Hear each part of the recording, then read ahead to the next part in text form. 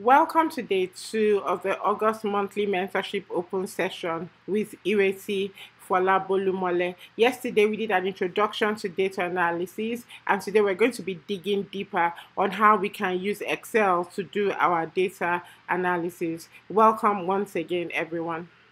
To start with, I'm just going to go through one basics, like lowest level of basics of Excel.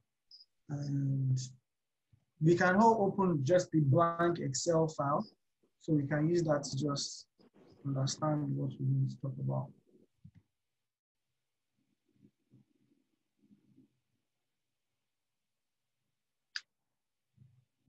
Has everyone opened an Excel file?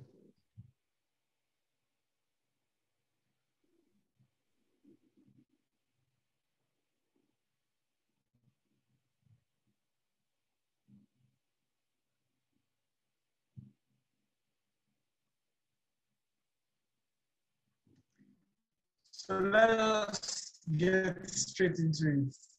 Once you open your Excel file, you see a blank worksheet. Basic things, you have your own insets, you understand the layout of Microsoft Word, Microsoft PowerPoint, Excel is also the same thing. Most of these things, you see them around the same area in these tools. So, that was for me.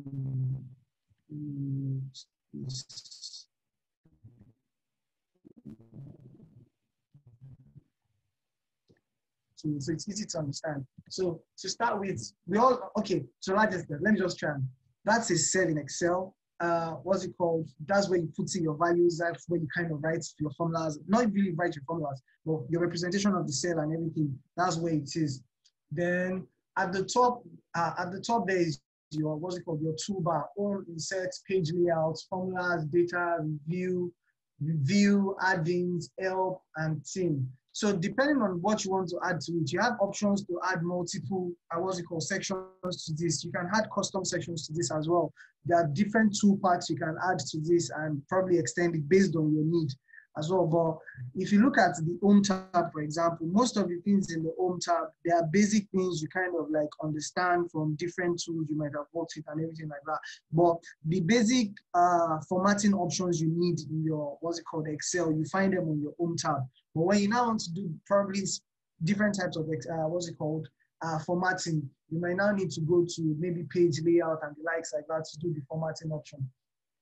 So if you look at Excel, some things might show, so your layout might be different from the layout I'm showing at the moment. But most times when you see layouts like this and what you want to see is not writing the full name, but it's just showing you an icon, you can click the drop down beside it to actually show you what it means or see more details from that particular part. So when you format, when you're formatting a particular cell, for example, everything on this Home tab, you can use it to format cells. So if you're using, if you're using like alignment, for example, you want the text to be at the right of the cell, you want it to be at the left, you want it to be centered. Under alignment option, under Home, that's where you kind of do all that for alignment option. Then, there are some times where you kind of have a very big table and you want maybe your text, the direction of your text to be slanting. That's that option as well. It's not just overview at the moment. Let's just go through all these things. Then, like I mentioned, some things, depending on the size of your screen or anything, Excel will shrink down some options. So you have to actually click the drop down to now be able to format the cells. So for example, now, if you want to format a cell, normally you can right click to format, but let's just understand the difficult parts. Then I'll still talk about maybe shortcuts to make these things happen faster as well. So if you click on the cells under your Home tab, you should see a part that talks about cells. If you click the drop down, it gives you option of, if you go to insert, if you go to insert and you click the option of, you should see text at the, at the right of the screen. It might be written out fully, or it might have its own section where you now see header, text box, and the likes. So if you click on header and footer, for example, it gives you the option to format. So when you want to print your Excel, it gives you the option to have like maybe a page title, maybe your company name, the document name, page number, and everything like that. So that you can kind of like, it's easier for someone to, when you print Excel out for someone, it's easier for them. It looks more like a document than just an Excel file you're printing out like that.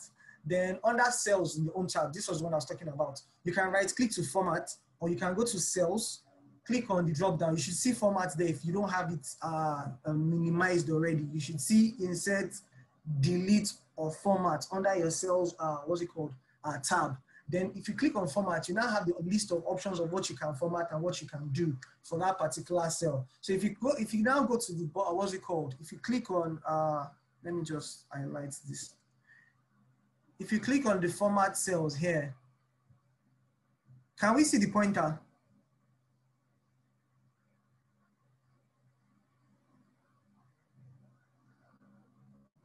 I don't believe we can see the pointer. So if you click on format cells under the home tab,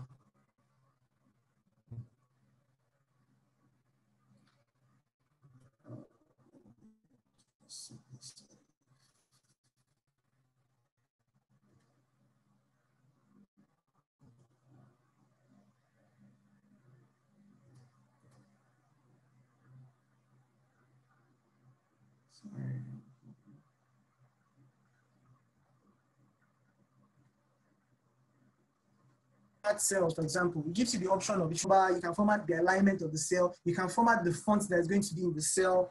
You can format the border of the cell, then also the fill of the cell. So there's the parts where people don't really look at much.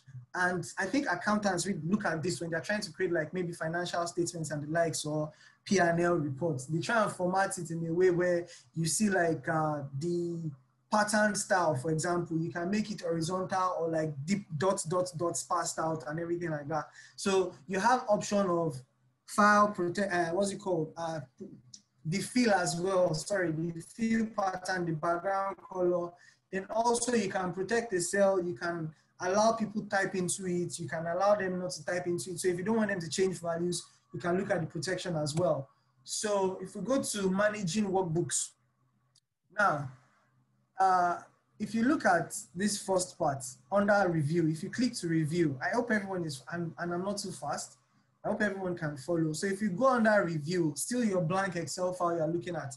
If you go under review, and you should see different aspects that says like protect sheets, protect workbook, allow edit range, and things like that. So for protect sheets, it gives you the opportunity to put password on your Excel, where when you send it to someone, a random person can just take the Excel and be able to see your company's files. So there's a level of security as to Excel as well. Then also you can protect a workbook.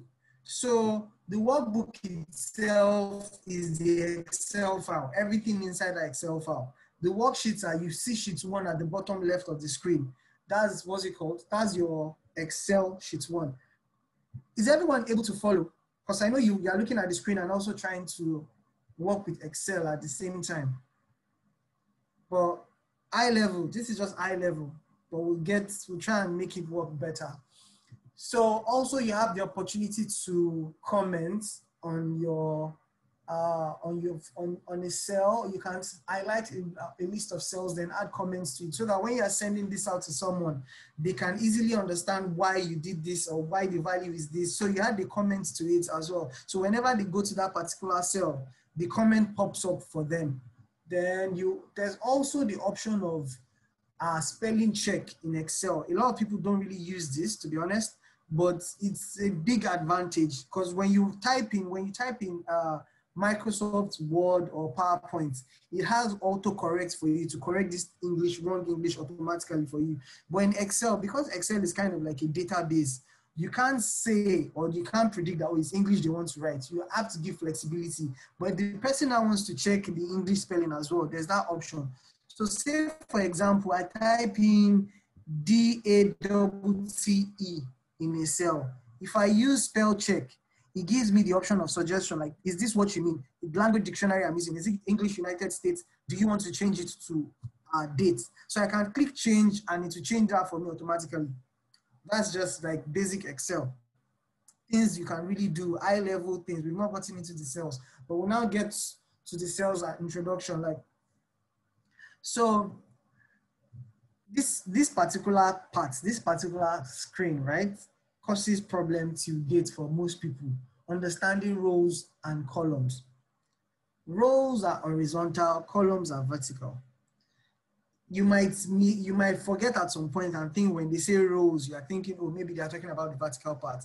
But just try and remember rows, horizontal, column, and the what's it called, vertical one. So when they say column in Excel, they are what's it called, identified by alphabets, A, B, C, D, all the way down to I think it's X something or Z something thereabouts. Then what's it called, rows go about 1,024,000 thereabouts. So next thing is, okay, we've spoken about column and rows. So now we're going to try and click on there should be a plus sign beside your sheet 1. So you can click on the plus sign, it creates another sheet for you. If you right click on that, you're able to delete the sheet. If you create another sheet, you can, what's it called? You can rename it, whatever it is you want to name it. So maybe this is sales data, this is 2019 data, this is 2020 data. You can also color code it. Another thing is you can right click on it and hide that particular worksheet. So when you send it to someone, if they don't unhide, they will not see it. Or if you're at your system and you're working with someone, you can hide a particular tab and they don't see what exactly is coming from that place. Also, you can right click on it and duplicate. To duplicate that, you have to click on the copy option. Then it will now give you like a pop-up. Then you now create a copy as well. You what's it called? You create an additional copy of that to move on. Okay, let's go on. So for Excel, the equals to sign. Some people use plus sign, but mostly is equals to. So if you type anything into Excel, it stays in that particular cell. But when you want to write formulas, say for example, I want to write 2 plus 3. If I type 2 plus 3 in a cell, it will just stay there, 2 plus 3. It will show 5. But if I use Excel, if I use the equals to sign and put 2 plus 3 inside the equals to sign, the response is going to be 5. So what's that trying to say is basically that the equals to sign is going to, should I say, I don't want to use the word initiate. It's going to run the calculation of whatever it is you are putting the equals to sign after, what's it called, before. So if I put equals to 100 plus 1, it does a sum and gives me 101. It doesn't show 100, or what's it called? It doesn't show 100 plus 1, but it shows, what's it called? 101. I'm kind of spaced out at the moment, but. So let's just create like a blank page. If you create a blank page, you can type in this particular part to it. You can type in yourself, just type in Monday, Tuesday, the next cell, type in 1, 2, the next one, 2, 4, the next one, 5, 10, then Jan, Feb. So what I just want to show you is kind of like the part where Excel kind of makes life a lot easier for you and you don't have to do these things yourself from scratch again. So after I'll wait for like maybe 30 seconds for everyone to type that onto their own Excel. Then we now go over it. So as you're typing that, let me just explain. The fonts part under the home part gives you option to format the fonts, the font style you want. Do you want to make it bold, italic? Do you want to have underlines under them? Do you want to put a border around that particular cell? The font is, the cell, yes, the cell, the font is in or the text is in. Do you want to put a background color to it? Do you want to change the color of the text? How big do you want the text to be? And the likes like that. You can format all those options under the font option.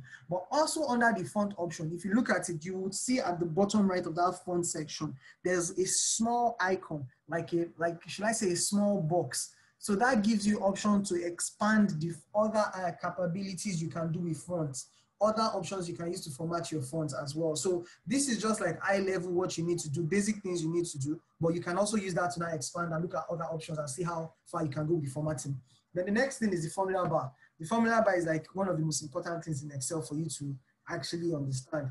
The formula bar is basically where you put your formula to run for it to iterate or give response to whatever should be shown in the cell. So if you look at the particular one we're looking at, my selection is on H1. So H1 meaning that is column H, row 1. So Excel, if you look at beside the formula bar, there's also a name bar or a name box as they call it beside it, which is H1. So sometimes you have to reference some other cells. Referencing other cells deals with the name of that particular cell. So if you look at that, if I do equals to H1 plus 2, whatever it is I put in H1 will be added to 2. Okay, let's move on. So the formula bar, then let's move on to, now after you've typed in Monday, Tuesday and everything, you've done the whole typing of all. So the option now is if you click on your mouse to select Monday and Tuesday, you should see this green, should I say green square at the bottom right of your screen or of that particular selection. So now, don't double click, just drag it down up until 7. If you drag it down up until 7, Excel recognizes that Monday is a day, Tuesday is a day, and it tries to fill it up for you up until 7, which is Sunday. So it's trying to get something like this. You now see Monday, Tuesday to Sunday. So you can also do the same to drag down from 1 to 10. Then the next part is 2 to 4. Because 2 to 4, there's an increment of 2. If you do that drag down at this point in time, Excel will continue to increase everything by 2 up until 20 for you. Same thing for 5, because it notices there's an increment of 5. So when you do that drag down, it continues to increase it by 5. Then if you look at the next one, if you do the same thing for Jan and Feb, it notices that this is the name of the month, and you've used the first 3 letters or the abbreviate of that particular month to describe the month. So when you drag it down as well, Excel will fill this out for you. You don't have to type these things over and over again. So there are some simple patterns that when you type them over and over, Excel will understand them. So all you just have to do is just drag down. Then same thing for 1 and 3. So I'll just go over possible additions and some like that. If you look at the under I, so after you do all the drag down, you can type into your I. So the reason I'm saying you should type these things down is so that you can go back and look at it and you kind of have an understanding of what you did. So if you go to I, you type in sum, divide, and multiply underneath. Then in J, what's it called? In J1, you can now type in equals to sum. When you type equals to sum, it opens like a bracket. You can now highlight. It's asking you what do you want to sum up or what range do you want to sum up. So you can either type in C1 column C, what's it called, C10, or you can actually take your mouse to go and drag it down. I'll try and rush through again. Subtraction is easy. Subtraction is using the minus sign, the dash sign on Excel. Use plus sign for addition, use dash sign for subtraction. Then multiplication is you can use product, which is like a function in Excel, or you can use the what's it called, the asterisk sign. So if you use product, and product will give you the option to select a range. So you can select B1 to B10 for product, and it will sum up, multiply everything with each other in that particular range you selected. Division, you can use quotient, or you can use the what's it called, forward slash to do division of 2 different cells. Maximum, for example, now I want to find out the maximum value. These are basic functions you kind of need almost every time you're doing analysis or basic things you want to do in Excel. Functions maximum, okay, who paid the highest or who got the highest score. You can easily use maximum, and maximum will give you the option to select a range as well. Next also is minimum, similar to maximum. Then we have count.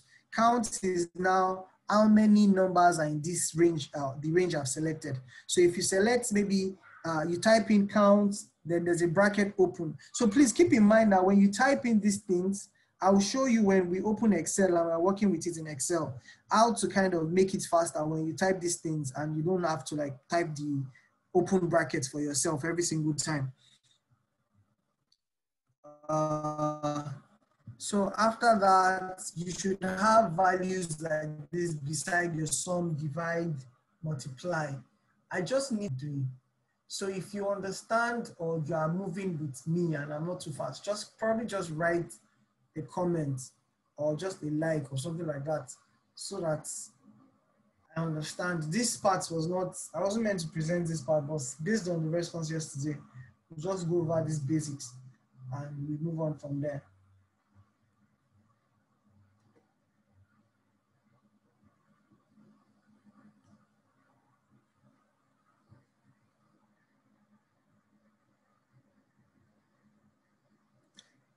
Okay. So then the next part, after you understand this basic like sum, subtraction, product, division, maximum, mean, and counts, the basic things you want to do. The next thing you now want to probably look at is concatenate. Sounds like a mouthful, but it's really, really basic. You really need it most times for your analysis when you're trying to like add month and year or day together and things like that. So concatenate is to combine the contents of several cells together. So that's what's basically used for. You want concatenate to be able to, what's it called? Add different cells together. So let's just look at an example. So if you open maybe another worksheet, you know how to add a new worksheet by typing, what's it called? Or by clicking the plus sign beside. If you click on that, you have first name, middle name, surname. And what's it called? You have full name. So if you look at that middle name now, I have one single D there. If I was to click on that and go to what's it called, reveal, and click on spell check, it will help me correct that to give me the actual correct spelling of middle in that particular part. But if you now look at concatenate most times when you download data maybe from maybe a database, it might split first name, middle name, and surname for you. And once you want to send that out to people, people might have the same first name, they might have the same last name, but their middle name might kind of make it distinct for them. Or sometimes when I use concatenate is I'm trying to like create a distinct value for people. So what am I trying to say? Like I have people's names, just first name. Everyone gave me their first name. Then they now gave me the company they are working for. All of them are working for the same company. So to create like a unique identifier for them, I concatenate the person's name and their company together. So once I do that, the next list I have will be unique values. I can now use that in pivot tables and the likes and do count on them. We'll still look at that and explore that as well. So if you look at the concatenate option, notice that when I open the bracket, there's A2, then there's comma. Comma is what next do you want to put next to it. Then I put in quotation mark and space in between. If I don't do that, concatenate will add everything side by side. It doesn't put space by itself. So if you want to have that option to have space between it, you have to put in the option of space for you for yourself, which is by putting it in quotes. So one other thing I want us to kind of understand in Excel is if you want to type in text in Excel, you need to put them in quotes in a formula. When you're typing text during a formula, you need to put the text in quotes. We'll explore that when we look at the if statements and how that works and how that works. Is everyone following?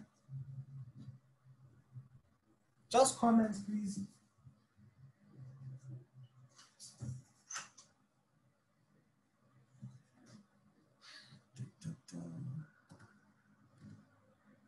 Okay.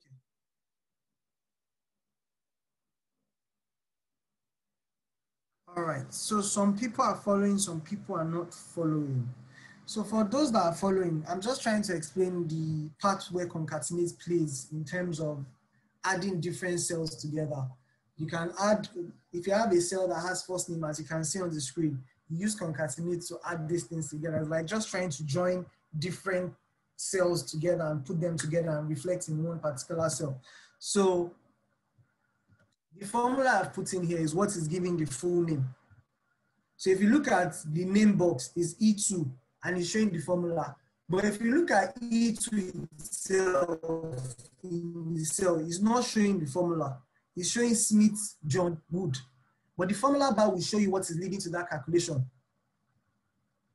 Then let's move on to absolute reference. We're almost done with the slide and we're going to the file. Hope everyone has started downloading the file, the Excel file we're working with, because that's what I'm going to open. I'm going to open the Excel file itself and we work with it one after the other, each tab, one after the other. So there's now something in Excel called absolute reference, which is you use the dollar sign to kind of lock a particular cell or a particular row or a particular column. I'll try and explain it later when we kind of do a bit of formulas. But when you want, you can either type the dollar sign in front of your cell number or what's it called, the row number or the column number, column, should I say identifier, call it text. Yes, column alphabet. Yes, put it in front of the column alphabet. And so what it basically means is this. So if I put the dollar sign in front of A and dollar sign in front of 1, the columns and the rows do not change. If I use that in a formula, it doesn't change. We'll kind of look at an example very soon. So I'm just trying to explain this high level before we go to the example part, and just you understand why these things are like that. So if I put the dollar sign in front of 1 is to identify the row. What means is I want to lock the row. When I do the autofill, for example, that we're doing, that we did at first, it should not change row. It should stay in the same row. No matter the autofill I do, the value should not change row, stay in the same row. If I put the dollar sign in front of A, it's telling me don't change column. If I drag my autofill across multiple columns, the value I want to use should not change columns. So if we go back to that particular first page we have, and we go to probably like maybe a different cell, and we type in B1, or we just select a cell, B1 multiplied by J, let's do B1 multiplied by C1 as well. If you do that and you drag it down, it will do the multiplication of 1 times 2, 2 times 4, 3 times 6, over and over again to fill down. That's what you would get. But if you change that C1 to an absolute C1, which is there's a dollar sign in front and dollar sign at the back of A, which is dollar sign in front of the column and dollar sign in front of the row. When you drag it down, your response will be everything multiplied by 2. It will not drag the C1 column down. Do we? Okay, we'll get to the experimental part and everything. I'll actually try and experiment that with you guys. This is just like presentation, and at the moment it's not going as the way I want it to go, but we'll try and go through it fast. So if you want to now lock it across, let's say rows, for example, if you put the dollar sign in front of the number and you drag down, you would still get the same thing you did when you did not put the dollar sign, because you are just dragging down the same column. You said you don't want the, what's it called, the row to change. Sorry, if you put, I just put it back and forth again. This is the problem. If you put the dollar sign in front of the column, it won't change when you drag down. But if you put the dollar sign beside the row, when you now drag your autofill to across the rows, you will notice that the value is going to the next cell by itself. So we'll try and look at that going forward. Let me just quickly run through these parts. We've done the dragging parts, we've described the dragging parts and everything like that. Is someone trying to say something? So some people are asking where they can download the file. If you scroll up on the charts, you would see a Google link for you to get the file. If you have things you want to learn there, or you have difficulties, you can ask them from that particular group. I've shared the book we looked at yesterday, I mentioned yesterday, which is Storytelling with Data to Improve Your Presentation of Data. So let's just look at birthdays. Birthdays in Excel is kind of like a tricky thing when you want to calculate date of birth. Because if you do current dates now, let me just explain one after the other so that we understand. If you go to Excel and you type equals to today, bracket open, bracket close, and you press enter, it's going to give you today's date. So what do you want to use that for? Maybe you want to find out, oh, how many days have I gone since I paid a particular subscription, or we paid a particular amount, or someone tells you, oh, you are going to pay me back in 73 days. So you can go to a cell and put today, what's it called, minus 73, or that particular date minus today, or today minus that particular date, and it will give you the range in between those dates at all times. So if you open the Excel file the next day and you click on enter, it will give you the dates for the new date you are in.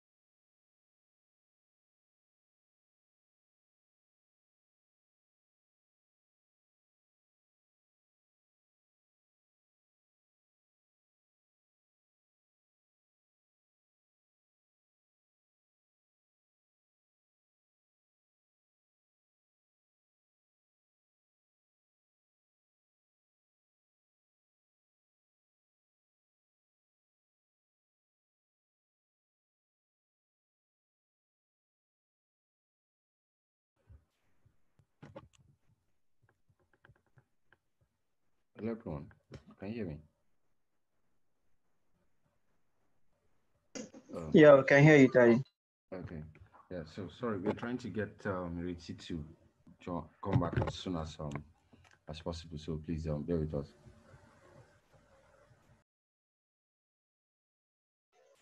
Ireti, you're welcome back.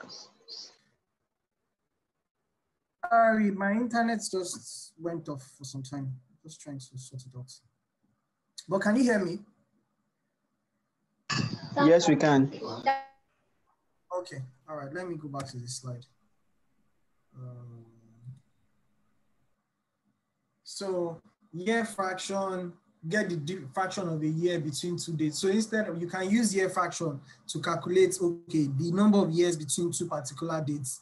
So if you put in maybe your date of birth and you put in today's date, to actually get your age in years, you use year frac to get that. So why is this so difficult? So the other thing you want to put is, when you do year frac at times, it will give you, or most times, it will give you decimal place. But if you use integer, it only returns the integer part of a decimal number, which is, you can't be 2.5 years old. You can't be 25.3 years old. It's either you're 25 or you're not. So you just use integer most times to get this option out. So the formula to actually get the year from someone's date of birth is, so if you look at that option now, the list of years I have there, if I type in integer, I want to return integer. So this is me now combining different formulas together. I want to return an integer. What that integer, what's it called? What integer do I want to return? Now, whatever is inside the bracket for my formula is what is going to run with. So if you look at most of Excel formulas, they start with a bracket and close with a bracket, or Excel syntax. So whatever it is you put inside there, you can put multiple other syntax inside it, but is the answer of whatever it is you put inside the last bracket outside will run on. So now integer is the last thing that will run. The next one that will run after integer is year frac. Year frac is trying to find the number of years, what's it called? The year between the two dates. So the first date is this particular date in A1, which is 09/07/1973. Then it's asking me for between which date again. And I put today. I want to find out the age between these two dates. So I close the bracket for today. I also close the bracket for year, and I close the bracket for integer. When I put this now, it gives me the age for everything. I've explained this part, and that's about it for the presentation. The presentation is awkward, but we will survive. We shall survive. We're going to the major parts now. So, ladies and gentlemen, this is what we want to try and cover today. All these formulas and these functionalities in Excel. If you recognize them, you can put yes, or if you recognize some of them, put yes. If you think they are too much or you are overwhelmed, you can put O, just type O, and you walk across it together. So I'm going to get, what's it called, a new link from Telegram for everyone very soon. So those asking for the Telegram group, let me just send a message to them for the group.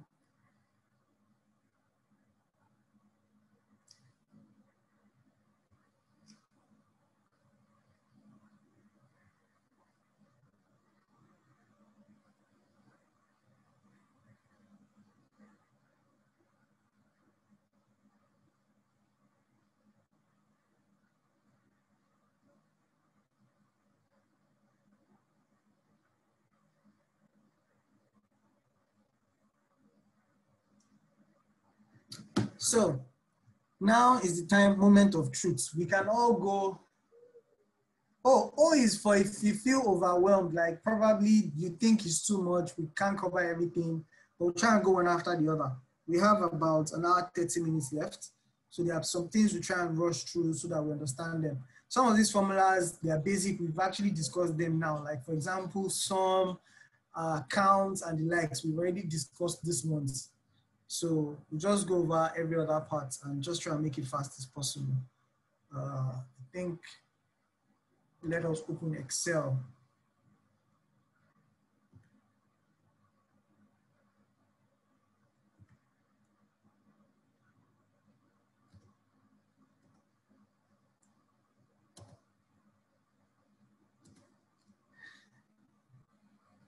So can we all see my screen with the Excel file? If you can see the screen, just type yes. Oh, some people don't have the link to download the Excel file. Let me just share it again over here. So the link.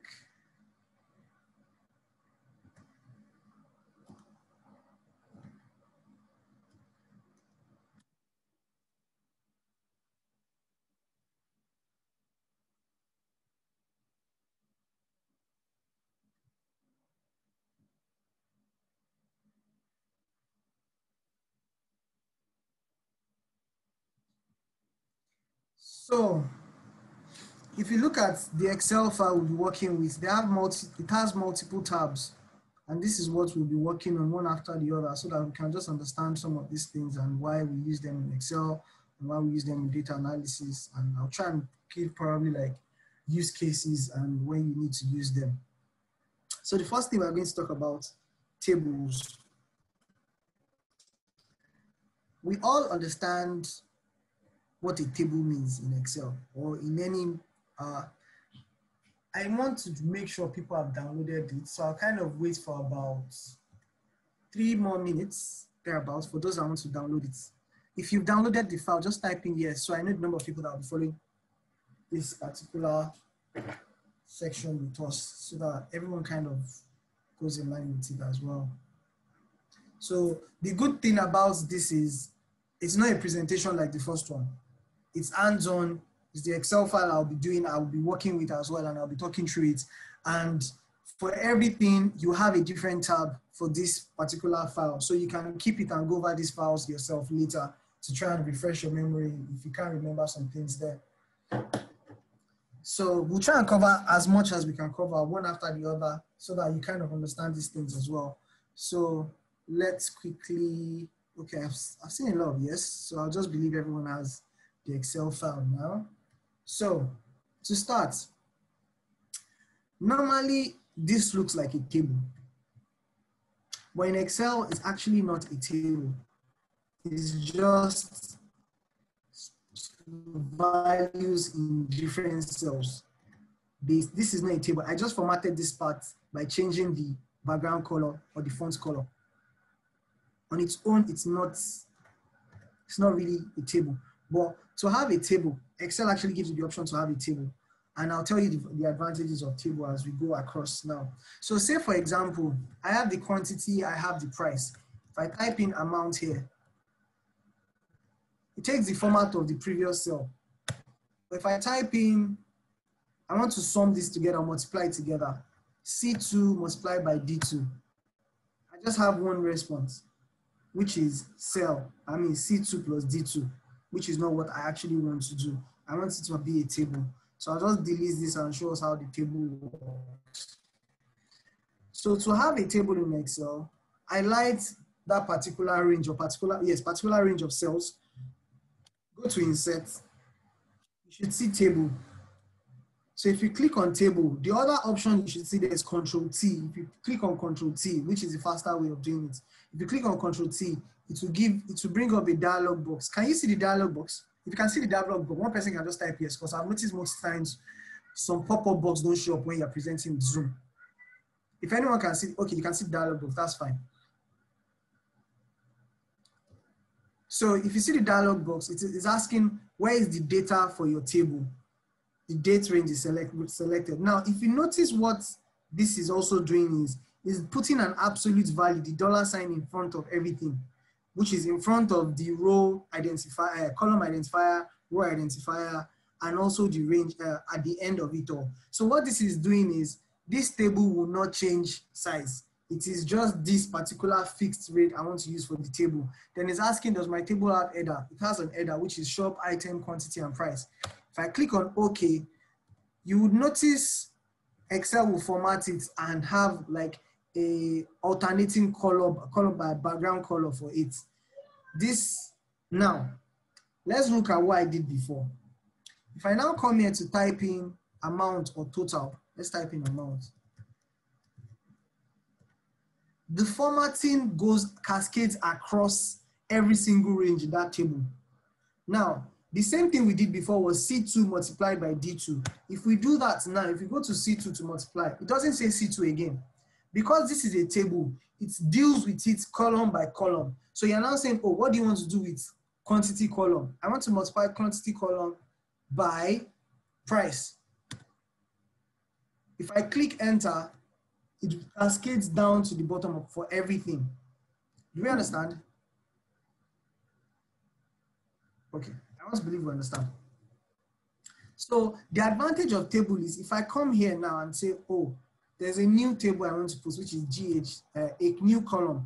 If I click enter, it absorbs it into the table. So I can now say, oh, the item is they sell belts here. How many quantity did they buy? They bought 3, and the price, they sold it for 75. I just need to type that and it will take the value for me automatically. So it makes life a lot faster and makes things a lot better for you as well. So the next part I'm going to talk about with tables is the advantages of using table. If you go to the next selection of range, if you look at this, it's just formatting option. I just gave everything borders, all borders. I can decide to remove the borders and it's just back to a blank cell. And if I put the borders back, I have borders around everything. Now, if I select this option, I'm going to one of the advantages of using table, or one of the best things I like about using tables. And I go to insert. If I go to, let's say I want to insert a 2D column chart. This is it. It's showing me 2019 and 2018 data. This is what I've been recording over a period of time. Now, we're now in August, for example. If I come here and type August, oh, they did 50,000 here. And they did, or we're doing 45,000 here. Notice that the chart doesn't do anything. It doesn't interact with the chart because this is not a table. This is just a cell. So they are not related to the chart. If you click on the chart is showing you that the selection is this option. To solve this, the manual way of solving it, or one of the ways of solving it, you now come here and drag it down to include it into the next part. But we'll make it much better, much better. How do we make it better? I'm deleting that chart because I really don't need it at this point in time, but you might not need to delete it and keep it so that you can go back and understand. So if I press Ctrl T now, I'm pressing Ctrl T to convert this to a table. So I have a table. If I go, using a table, if I go to insert and I now do the same thing again and insert a chart, a 2D chart, the chart is fine here. If I come back to this table, you know, normally the table itself, anything I type below or beside it, it absorbs it into the table. So if I come here and I say September, or just Sep, notice that the chart automatically has a space for September data. I've not typed whatever it is I'm going to put into it. If I type October, there's October data. So if I now start putting in the values, you start seeing that the chart itself is working in line with whatever it is I'm typing.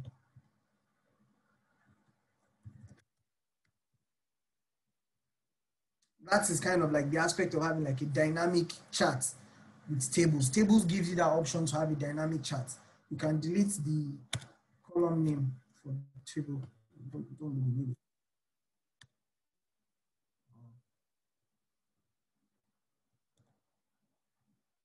It's not great.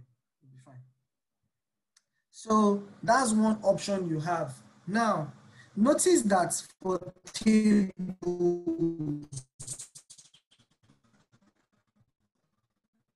they have this filter options, which allows you to automatically filter what do I want to see.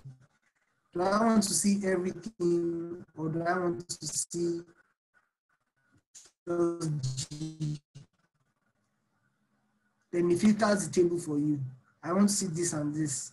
You can do with this filter option. You can decide to use it to sort this table to ascending. You can do that across different parts. I'll talk about is next is filter by color. So if we highlight maybe a row and probably change the background to yellow so that it's really obvious. Format probably 2 of them to yellow. So they have a different background. So the reason, one of the reasons you do this or you use this is, say for example, we'll talk about this in the if statement. I'll try and relate it back to this in the if statement. You formatted a particular cell to say, oh, if this value is above this, change the background color to maybe red or black or things like that. We use conditional formatting here. You have rules. If it's greater than this, if it's less than this, if it's between this, if it's equal to this, if the text, if the cell contains this particular text, if the date is within this range, if it's a duplicate value, you have the option to format the background. Now, the advantage of using a table and for the filter option is when I come here now, I now have this sort by color or filter by color. If I click on the yellow now, notice that the color I put in is what is there. Let me just bring in another color so that you understand how it kind of works to some extent. So the yellow months are the months where we sold the best. Orange months is the months where we did the worst. So you want to just filter that automatically without going one after the other, trying to find out the range and things like that. You can come to filter by color, you select the color. Notice that because the table is connected to the chart as well, the chart is also changing to what the table is showing. So this is one of the major advantages of using tables. It kind of gives you that dynamic feel of what you are doing. You have a chart beside that is representing what you are working with on like real-time basis. If I put no fill, same thing. Makes life a lot easier. So that I want to believe is it for tables.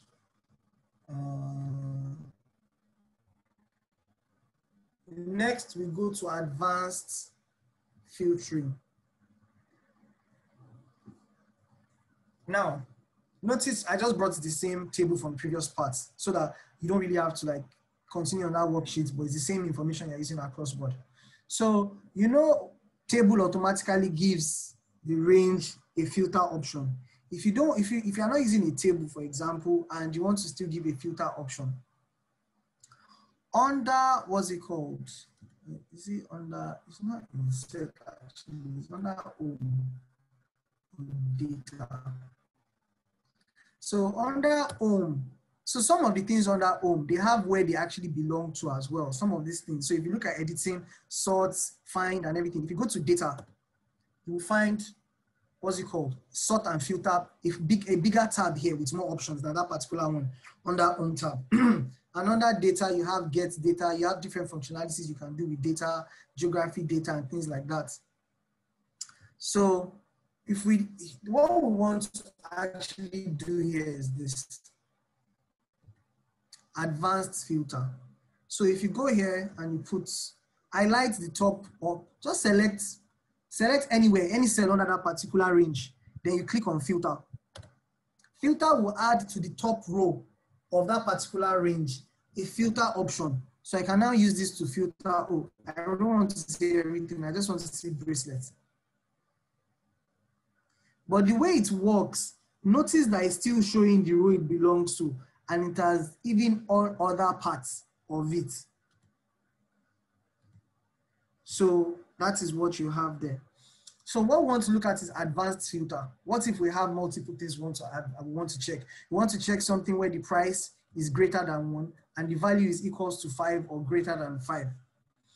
Beside filter option in data, if you come to home, you will not see that option here. But there's filter here. But if you come under data, it gives you that option of advanced. So if you click on advanced, advanced will now give you this option.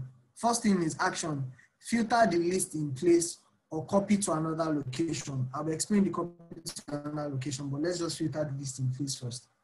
So filter the list in place. What range? If you look at the range I want to look at, it is A2, which is this. Let me just select the range again. That's the range I want to look at. Is that filter this? Oh, I want something that is the prices. Please keep in mind that what you want when you want to use advanced filtering, the name of your columns should also be the name of what you are using to filter the criteria, which is price and value. So you can just copy this part. I hope you can see my mouse though, as I'm trying to highlight these things. You can just copy this part and put them here, then type what you want to do from it.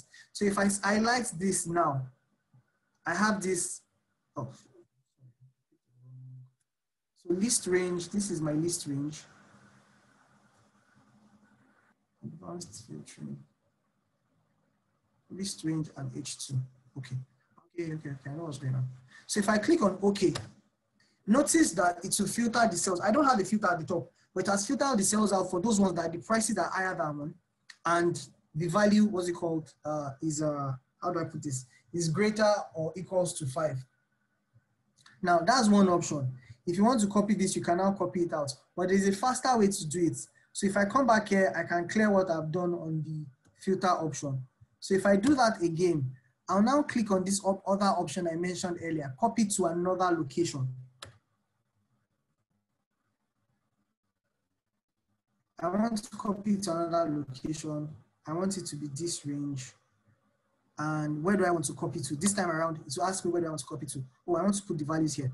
Fine. If I click enter this time around, it creates that table for me now, but it's based on this option, what I've filtered, where the price is greater than 1 and the value is greater or equals to 5, which is what you have here. I can now send this to maybe someone that wants to maybe look into items that the price is greater than 1 and the value is also greater than 5 or equals to 5. So that's the option for advanced filtering. Let's go to the next part for text cleaning functions. Do not be overwhelmed by what you see. Remember, someone was asking yesterday, can we clean data with? Someone said, I don't understand the last part, the amount part. The amount part for the table or the amount part for the advanced filtering. Just quickly type in so that I can probably just explain that. I think it's Khadija that typed.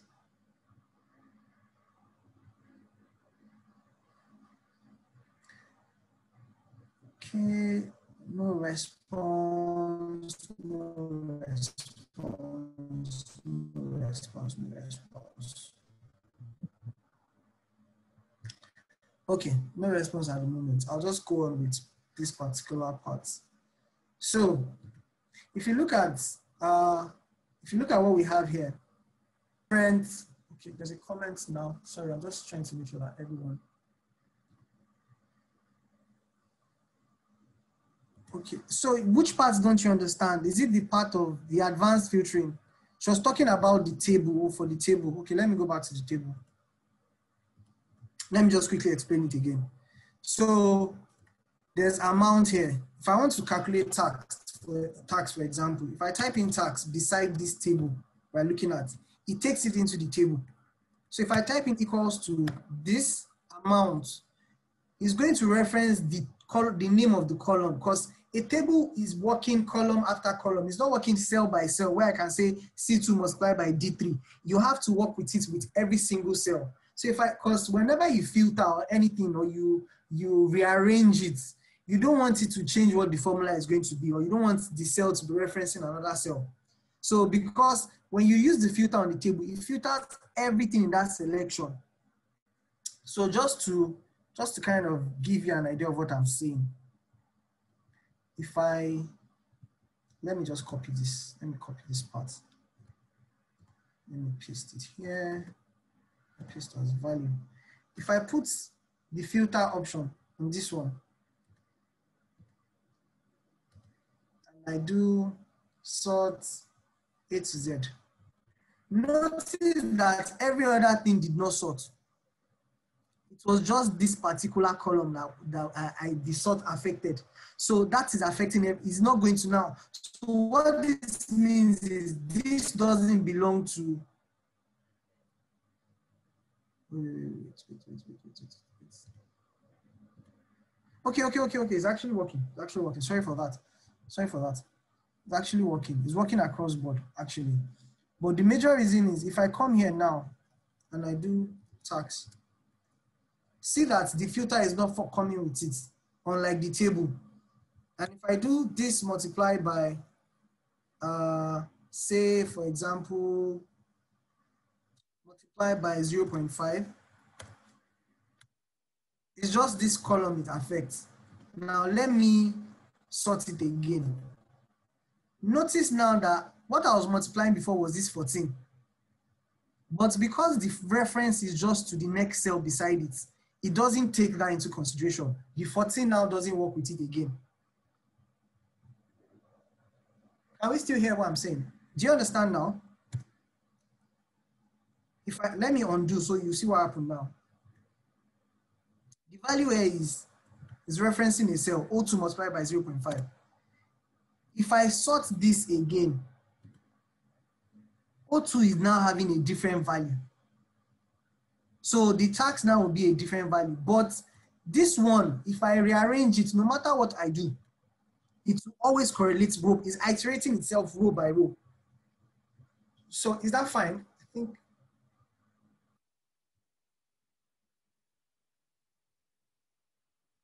Yes, table automatically puts the filter for you. The moment you create a table, it will give you a filter with it automatically. So one of the reasons you use table as well is when you're using like table as a data source, if you look at the chart, it is connected to the table. So if the table is increasing, the chart will also be increasing. So when you want to do dynamic things, it's easier to use a table than just using named range. So if you are using like a table for a source of a pivot table and that table is increasing, the pivot table will be picking whatever it is you are putting into the data as well. So let me just quickly go back to the text cleaning. I think you understand now to some extent. I can't really, unless you type that you understand now. But let's go to the other part. So clean. That's the first one. If you notice this particular part, I have characters that you will not see on your keyboard. Most times when you download data from maybe a database or an online place you download from a device, you start getting this funny character. This comes the function called clean. So if you start typing Excel functions and you don't put the brackets in front first, it will tell you what it means. It removes all non-printable characters from a text. Non-printable are things that are not recognized by, what's it called? Values that are not recognized by how do I put this? They are not the conventional values or conventional figures that you see. So if you are typing clean, please take note of what is about to happen to my clean. I've typed CLE. If I press a particular thing on my keyboard, it autofills it for me. I'll show you again. CLE, that's it there. So it's kind of called IntelliSense. It's kind of giving you, okay, you want to type a function that has CLE inside, and the function that is here is now clean. So what I'm pressing is tab. If I press tab, it autofills that particular selection for me. So if I go to, let's say, sum, there are so many things that have the sum inside. But if I can use my arrow key to go down to the one I want to put in and just press tab and it brings it out for me fully. So that's how to use, what's it called, the tab key. So the tab kind of makes work faster for you as well. So someone is asking for the recording. The recording will be available, I believe, on YouTube so that you can go over it as well. So let's just go back to clean. What do I want to clean? This particular item. I select it. So whenever you put the bracket in front of most of these functions, below it, how do I put this? There's now an explanation of what the function is expecting from you, which is what text do you want me to fill? So if I go here and say this is the text, A2, if I click on enter, notice that all those special characters are no longer there. Then there's this part of Excel that kind of makes life a lot easier for people, which is my cell, what's it called? The value in this cell is encroaching to another cell.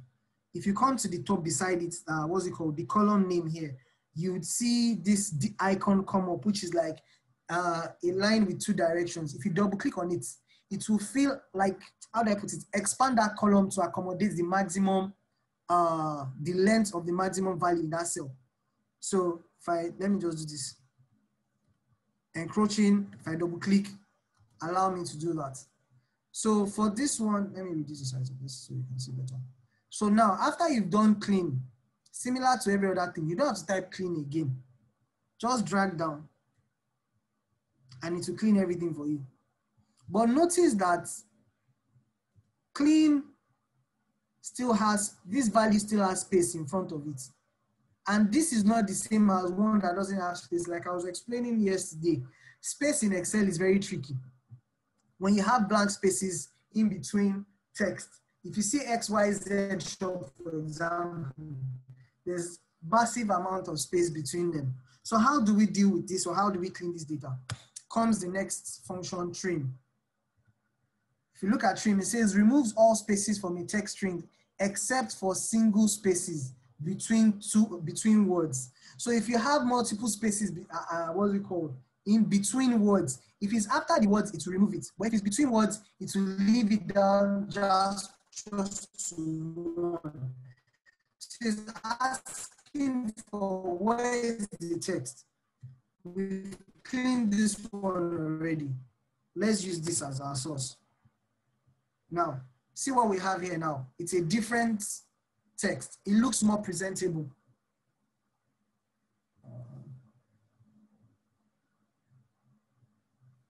Yes, double click on the color, what's it called? The line. You don't have to drag it. You can drag it if you want, but if you double click, it does that auto fill for you to fill it to the maximum length. So let me just show you another example of that. So say for example, I come here, I do click on this, it increases the size of N. If I go back and I continue typing again, encroaches into O.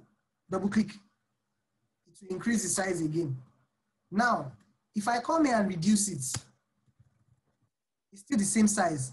But if I double click, it will shrink it down just to fit in whatever it is inside that particular range. The maximum, what's it called, length of whatever it is there. So that's what the double click is basically for. So moving on, the trim, similar, fill down. So now you have, what's it called? You have a better, should I say, a cleaner data to present than just everything that is random here. So now, next one I want to look at is proper. Let's type in proper here. And proper is saying convert a text string to proper case. The first letter of each word to uppercase and every other letter to lowercase, which is how you kind of like write text to people. So if you want to write for Lagos State and the likes, if I do proper, check the difference. Lagos is capital, state is capital. If I fill this down, FCT is the only capital. So this kind of looks more presentable in terms of like English. I want to kind of present to people. This is what proper is for. Then the next one I want to look at is upper. Just like what it means, convert a text string to all uppercase. So say for example, Southwest region, or Nigeria, autofill. So it's it looks different from this table we have here is now different from this table a bit because the data is cleaner than the other one. So lower is pretty basic, means the same thing as upper, just the opposite of upper. So if I do this, it returns everything down to lower case for me.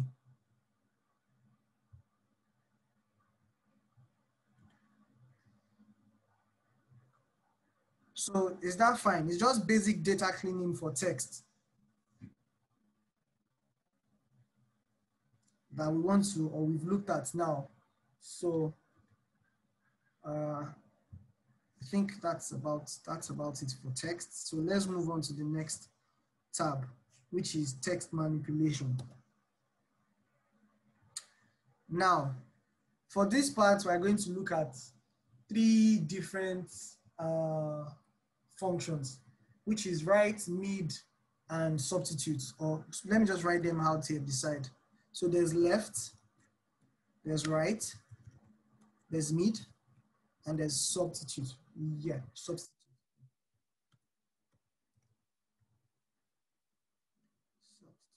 Yeah. So that's what we're going to look at. So now, if you look at the location tab, it's like we've done concatenate. I think I explained concatenate before. Let me just do it here so that you see what concatenate is again. So I want to concatenate. I'm back to text cleaning just to show you concatenate. So we'll go back to that one. Concatenate.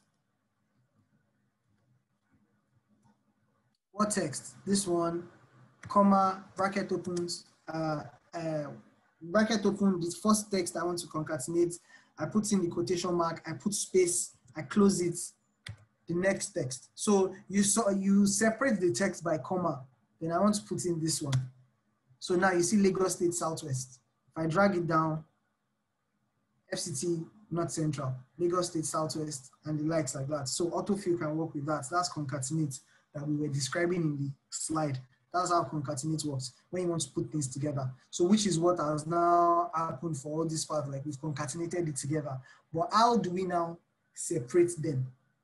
We want to take the Southwest part. We want to get the region. We don't want to just look at it by, what's it called? By the location, which is Lagos and Southwest. We just want to look at it by their regions.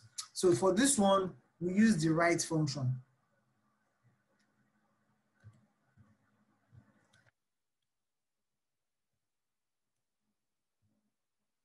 So we use the right function, which is this bit. Okay, sorry. Let me type that in. Right. So let me just show you what that means as well. Right. Returns the specified number of characters from the end of a text string. So you are picking from the right. How many do I want to pick from the right? That's what it basically means. So I want to go to this one. How many characters do we want to pick for the region? We can see, okay, every region is 2 characters. southwest, northeast, north central. So you put in the number of characters you want to pick from it. You close the bracket. Then you have that. Fill down. No problem. Now, similar to this, left is also the same thing. So if I do, let's say left, this, how many characters? I want to pick 2. Or let's say I want to pick 3. To pick the 3 first characters of that particular length, what's it called? That particular text. Okay, let me just add this to it. I didn't actually put this before, but we'll talk about it later. Len. Length or len is basically returns the number of characters in a text string. So one of the things I use this for is, I'll kind of show you now. 14, right? It's telling me there are 14 characters in that particular cell. If I come here and I add space, enter, changes to 15. Because there's space behind. So space is also a character that will be recorded. So if I come to this one, I'll put space now, and I come here and I put in my write function now. Let's look at what will happen. Write function, the text I want this text, I want the last 2. It's only bringing W and space. So this is one problem. When you do a formula, you're telling me to bring 2 things back and you're only seeing one. Most likely there's space behind. Most likely there's space behind. So if I do this and just delete this space, it gives me back my southwest. So what I mostly use len for sometimes, or most times, is I try and count the number of characters. I'm looking for, let's say, for example, date, for example, and the date is just normal number of dates. I can use len to count the number of characters in it so that I don't have wrong values. If I'm using len to count the, let's say January, for example. January is, how many words is January? Okay, let's just say box. Box is three letters. So you have a column filled with box down, all to the bottom. But when you now do length, just to be sure, it's just a little bit of validation data cleaning. When you do length, everything you should get should be 3. So when you know there's a problem is when you now start getting maybe 5. So most likely you have space in between it. You have error, someone has put in space, maybe someone has typed in BOX by mistake, someone else has typed in BOX space, BOX full stop, BOX question mark, and the likes like that. That is how you deal with that. So that is for right. We discussed length, right, and left. So the next one is now, if we look at the name now, we have the name of the company or the product and probably the shop they belong to, or the shop of that particular company that we're looking at. But what we are trying to get now is, we want to know just the shop itself. What shop exactly are you working with? So this function is middle or mid. Mid returns the characters from the middle of a text string, giving a starting position and length. So what does that mean? What text do you want to get a middle value from? I want to get a middle value from A2. Where do you want to start? If you look at A2, A, B, C, that's 3. Space 4, bracket open 5, S6. I want to start from the 6th character in that particular cell, or in that particular, I want to start from the 6th, the 6th character in that particular text.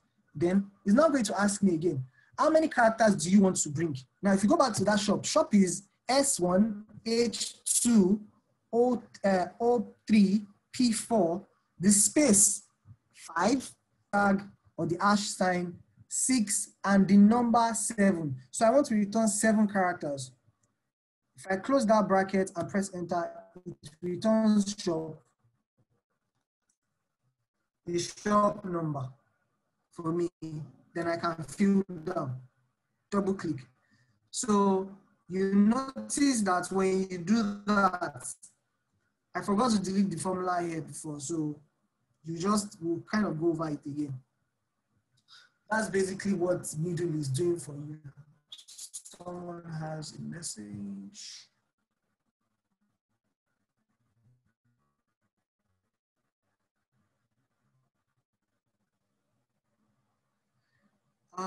Okay, the last two, what's it called? For text cleaning. I'll try and go back at some point. I'll try and go back, but because the video will be available, you'll just be able to go over the video as well. So probably later. So substitute now is, we want to substitute, like just substitute in football. I want to change one person. This player is not playing good. I want to change the player. So if you come to substitute, replace existing text.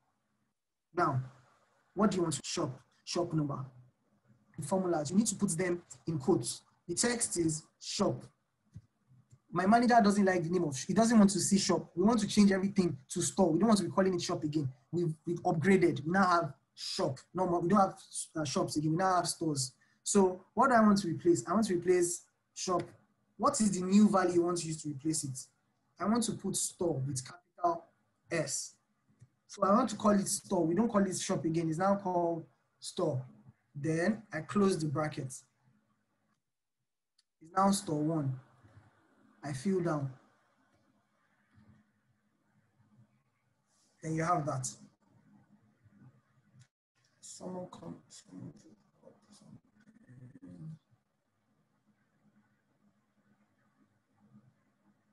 Yes, so the mid idea is for you to know the character number and the space number.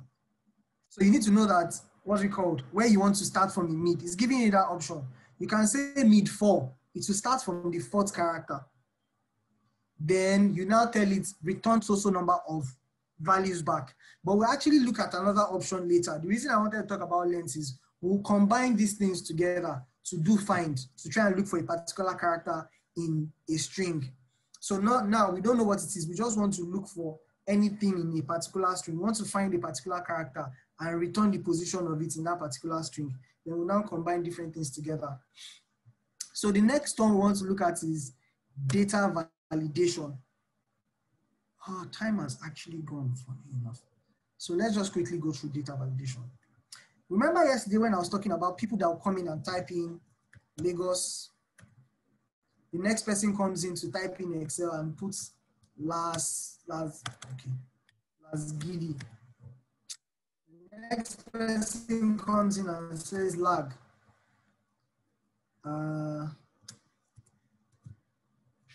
These are not the same thing.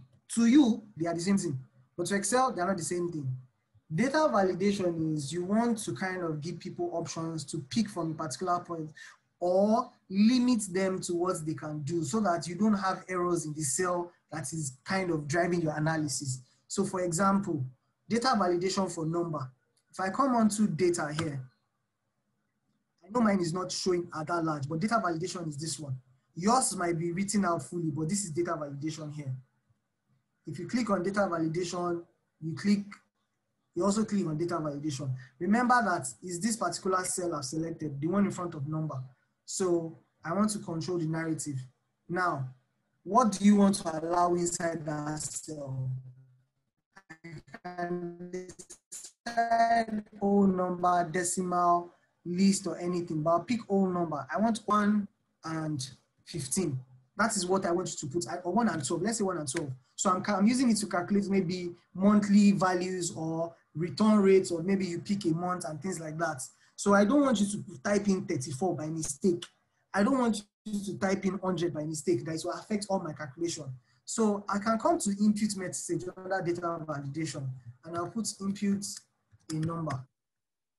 Then input message, I'll say input number between 1 and 12. So now, people will always be funny. When you tell them put between 1 and 12, people will also they want to try and put 13. It's normal for human beings to try and, they always want to ask that question. So you also have what's it called? The option of putting in the error message that they put. So when they put in the error message, they, what's it called? When they put in the wrong number, they would see the error message. So say for example, you can name this error message, what's it called? Incorrect number value. Then the message, number above 12. Number above 12 or number, yeah, let's just put above 12, but you can change it. If I click on OK, look at it now. If I go to another cell, nothing is showing. But the moment I come back to that cell, it's telling me impute a number. Oh, I made a mistake. Impute number between 1 and 12. So I can decide to put 5. It will allow me to put 5 inside. I put 8, it will allow me. But the moment I put 15, there's a problem. Number above 12, incorrect number value, number above 12.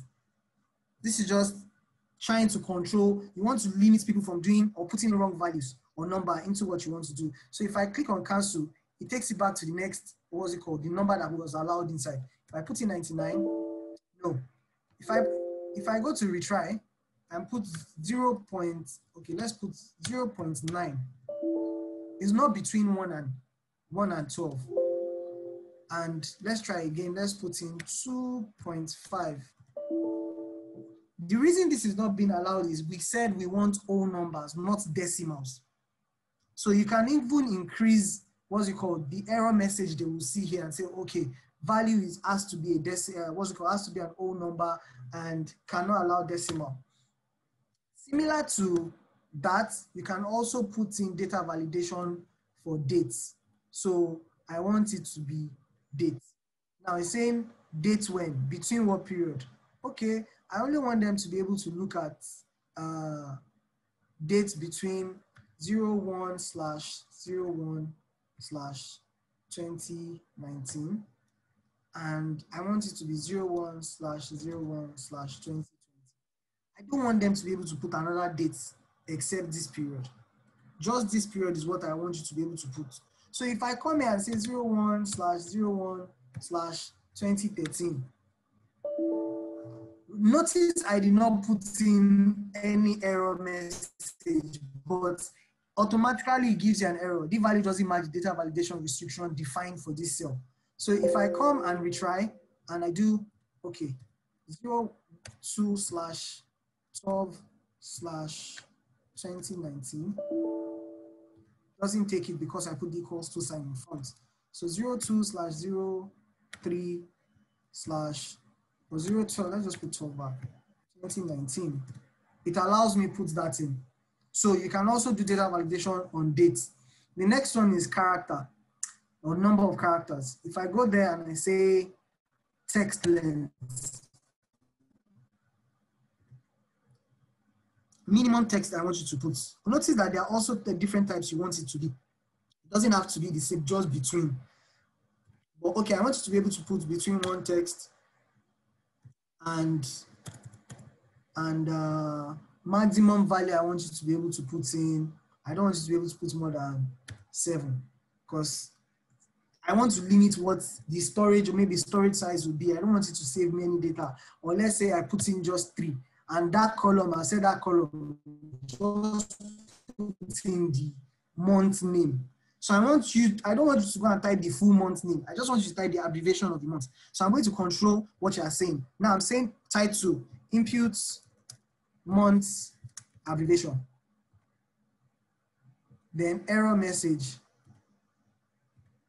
I want it to show, what's it called? Only abbreviation of months allowed. I click OK. Now, Jan, allowed. I type double N by mistake. No, you cannot put more than 3. But the limitation with this is they can still go and type J and to allow it. So you just say they have to put 3. You kind of limit it to only 3 characters. It's equals to 3 characters. But you can also look at it like, okay, when people are typing in names or things like that, if you type this is more than. If I delete, if I type in rubbish again, more than, because it's 3. This to allow GT, to allow this, to allow multiple items. So now, the last part of, like I mentioned yesterday, one part that you actually need as well in terms of data validation is finite or values you know are not going to change anytime soon. It's better to give people in data validation. Don't give them option to type it, or you yourself. Don't stress yourself and try and type it every single time. Use data validation to select list of items. So if you go to data validation on a new cell, what do you want to allow? I need a list. Where is the source of this list? These items I'm selling. Notice again that the absolute values have been added to it so that it is not changing. If anybody should drag that data validation field down, what the data validation is returning is always the same at all points. So now look, I have a drop-down menu. I can select what I want to put inside. If I come here, I click on delete. The drop-down menu is still there, but I've deleted what is inside. So if I like click this down, now that I want to fill out, data validation comes with it. So instead of typing again and typing in the wrong Lagos, maybe with space, I can easily just pick them this way. And I know that it's the same value. The shirt above is the same as the shirt below. It's not Las Gidi, it's not Lagos, it's not anything now. Do we understand? I think we understand. I want to believe we understand. I want to believe we understand. Okay, thank you very much, Isaac. You've gotten it through practice. Okay, so I want to believe we understand that part. So the next part for us is date functions. We'll just explore a few date functions. eDate, for example. eDate is returns the serial number of the date that is indicated, that is the indicated number of months before or after the start date. Start date, this date above, that's where I want you to start from. How many months do I want you to go in front? I just want you to go 1 month in front. Close. What is this doing? It's giving me the same date, but for the next month. So you use this to try and probably use cases basically like you want to calculate subscription models, or the person is supposed to pay me back this time, 3 months time. If you put 3, it will add 3 months to it and give you that particular date back for 3 months. So for the eDate, it's kind of like subscription models. You want to calculate like maybe when someone is supposed to pay you back, maybe you're supposed to return something to someone, and the likes. So for this, you can just come here, then auto fill down. And you notice it's now giving you for every single 23rd of every month. This is what we want to pay back. Now, the next one is EO month. EO month stands for end of month. Returns the serial number of the last day of the month before or after a specified number of months. End of month, this month. How many months do you want to look at? 1. Notice that because I put in 1, is also going to the next month, the end of next month. So if you want it to be for the particular month you are looking at, you put in 0. So it's giving you the last day of that month. So if you look at 2018 February, 28 days, wasn't a leap year. If I change this to, let me change this to 2019, so everything will cascade. Also, what's it called? If I go to 2020 leap year. Yes. So look at it now. It's going to give me 29th. So remember when we're doing, okay, difference in number of days. So I can come here and say, okay, from the day we have here, this minus this. How many days do I have from now to the end of the month to return this? Or maybe, okay, these days, it was maybe 14th of the month and everything like that. I have 15 days till the end of the month for me to return this, for me to do this. So this is kind of like just trying to calculate, okay, end of the month at any point in time from a particular date, so maybe to count the number of days before the end of the month. So if you look at, let's try, let me use the today, for example. Today is this is today's date. Then I come here and do end of the month of this today's date. Oh, sorry. End of the month for this today's date. I need to format it. So sometimes your date will show as, what's it called? A number. You can just go to here. There's a format painter, which is taking the format of this cell. You can now paint it across another cell, which now gives you the date. Then I can now do the difference. This minus this. We have 15 more days in this month. Basically, that's how that works. So the next option is the day. Returns the day of the month, a number from 1 to 35. Just return the particular day itself. If you do this 31st, pretty straightforward. The next one is month. Returns the month, a number from January to December. Do this. One is for January, one is 12. Similar to that, the last one is year.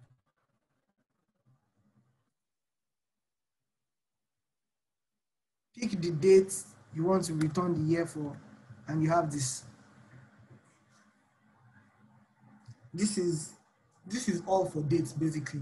They are really, I just mentioned this here so that people don't get like, I need to know all these things. Some of these formulas that we're looking at, I don't use them every day. So most times I don't even remember that I've even used it before. So sometimes when I want to do something, the moment I know what I want to do, I just go to Google and I'm like, oh, I want to get the last day of the month from an Excel file or an Excel cell, and it gives me the formula. So it's not every time you need to cram the formula in your head. Just make sure that when the problem arises, when you know the problem and you know what you're trying to solve, you should be able to know what to Google, because Google is very important in whatever job you're doing. Because as a data analyst, a lot of what you do will depend on the problem you are facing. The function you're using will depend on the functions you're using will depend on the problems you are facing. So if you are not facing any problem that requires you to know EO months, when the need for EO months comes, go to Google to learn EO months. So the next one is if. Now, as a data analyst, you will use if statement a lot. If statement a lot. Let me just put down out there.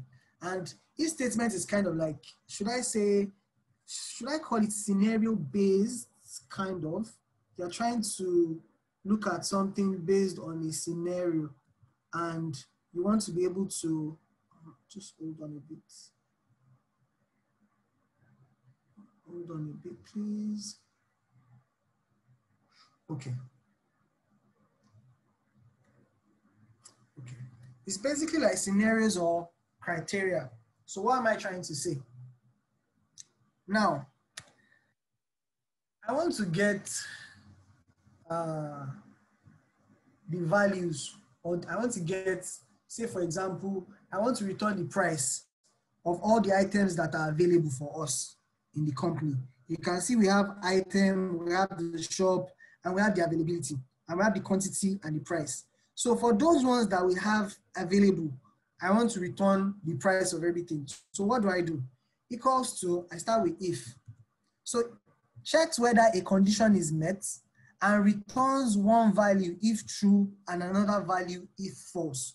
So if we only give you two responses, true or false, is the person, okay, let me not use the option. There are so many other genders at the moment. I wanted to say if the person male or female, you have two finite options. Or say for example, if you say something, it's something where people like straightforward. So if statements, the first thing, logical test. what exactly are you trying to solve? What is the logic you want me to check if it's true or not? So what do I want to check? I want to check if this is available. Another available is yes, if it's available. So I do C3 equals to, I want the value to be, now I'm dealing with text. Like I mentioned before, when you're dealing with text within formulas, you put them inside quotation. So I say yes.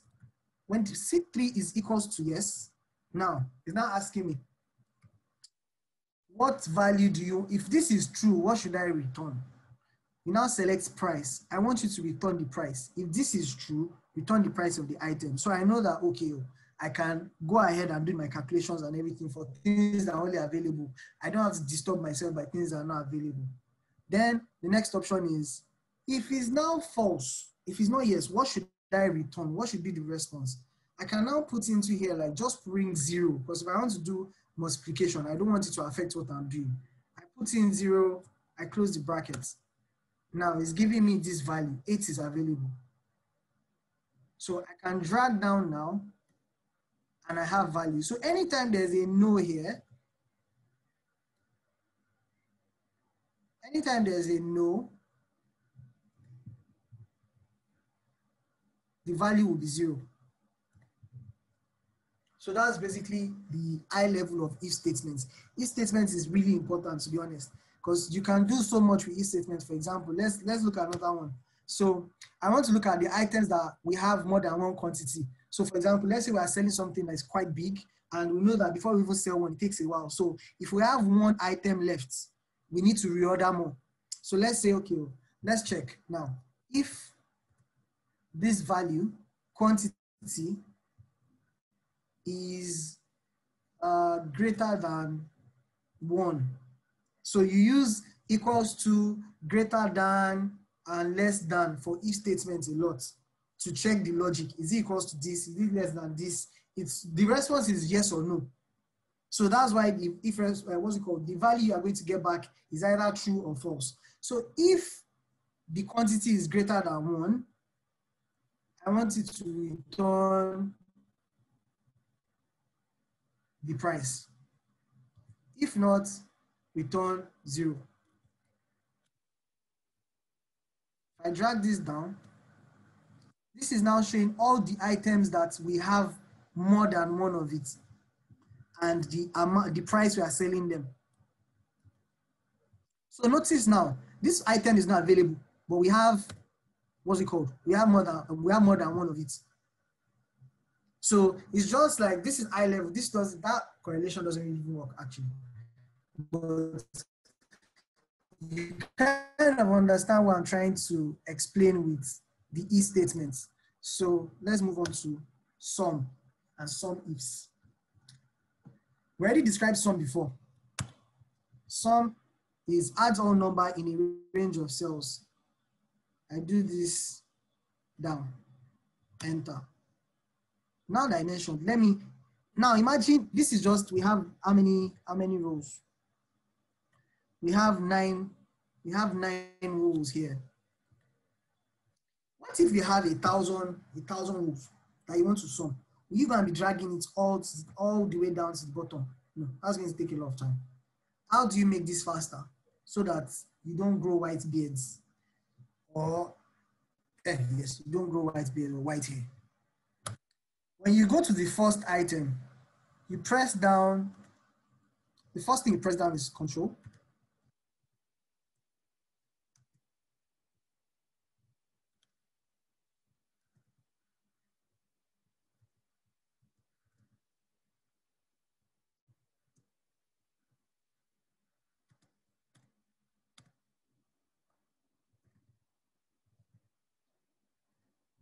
Control Shift and the direction.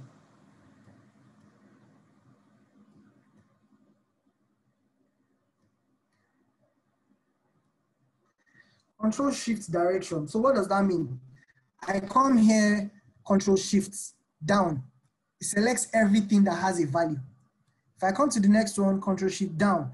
See, it gets to socks, but it doesn't pick the total because the total has a value. So if I come back to this formula and I do equals to sum, I go to the first one, Control Shift down. You see it's picking total again, but I don't want it to be that. I hold on Shift and I press up. So it goes back to the cell before that. So it gives me this. So when I'm saying Control Shift down, let me show you something. Another problem with Control Shift down. If I paste values here and I delete this one, if I come to Control Shift down, it's only going to stop. It's going to stop at the cell with value. If there's no value in the cell between them, it will not take it. So the reason I said direction is you can do Control Shift up, select everything that has value above, Control Shift side, select everything that has value to the side of it.